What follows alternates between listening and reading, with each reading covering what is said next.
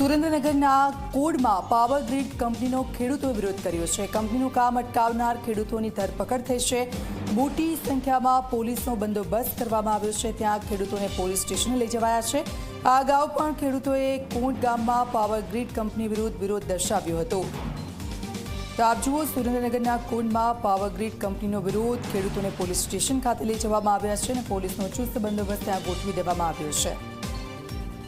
પરવેશ સંધી અમારા સંવાદદાતા અમારી સાથે જોડાઈ ગયા છે। પરવેશ, શું સ્થિતિ છે? ત્યાં ખેડૂતોને ત્યાં લઈ જવામાં આવ્યા છે પોલીસ સ્ટેશન ખાતે, તે લોકોનું શું કહેવું છે? ગામમાં કેવો માહોલ છે હાલ?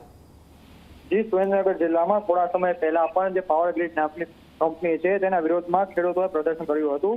પછી આજે સુરેન્દ્રનગર જિલ્લામાં જે ખેડૂતનું પ્રદર્શન થોડું ઉગ્ર થતા 20 જેટલા લોકોને કોંડ ગામેથી પોલીસ દ્વારા અટકાયત કરવામાં આવી છે। અગાઉ પણ ખેડૂતો દ્વારા પાવર ગ્રીડ વિરુદ્ધ કાર્યક્રમો કરવામાં આવ્યા છે। તંત્ર દ્વારા ગરમાવો પોલીસનો કાફલો ત્યાં ગામમાં ખડકી દેવામાં આવ્યો છે। જી બિલકુલ, આભાર પરવેશ, આપની પાસેથી અપડેટ્સ લેતા રહીશું। તો આપ જુઓ, ખેડૂતો છે તેમને પોલીસ સ્ટેશન ખાતે લઈ જવામાં આવ્યા છે। મોટી સંખ્યામાં પોલીસનો ચુસ્ત બંદોબસ્ત ત્યાં કોટ ગામ ખાતે ગોઠવી દેવામાં આવ્યો છે।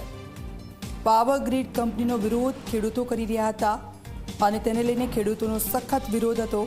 આ પહેલાં પણ ખેડૂતો આ અંગે આવેદન પણ આપી ચૂક્યા છે અને સતત વિરોધના પગલે આજે ખેડૂતો છે તેમને પોલીસ સ્ટેશન ખાતે લઈ જવામાં આવ્યા છે। તો સુરેન્દ્રનગરના કોંડના આ દ્રશ્યોમાં આપને બતાવી રહ્યા છે। પાવર ગ્રીડ કંપનીનો વિરોધ સતત ખેડૂતો કરી રહ્યા હતા। મોટી સંખ્યામાં ખેડૂતો ત્યાં એકત્રિત થયા હતા અને કંપનીનો વિરોધ ફરી એકવાર તેમણે કર્યો હતો। ત્યારે આ દ્રશ્યો જે સામે આવ્યા છે, પોલીસ એ તમામ ખેડૂતો છે તેમને લઈ ગઈ છે પોલીસ સ્ટેશન ખાતે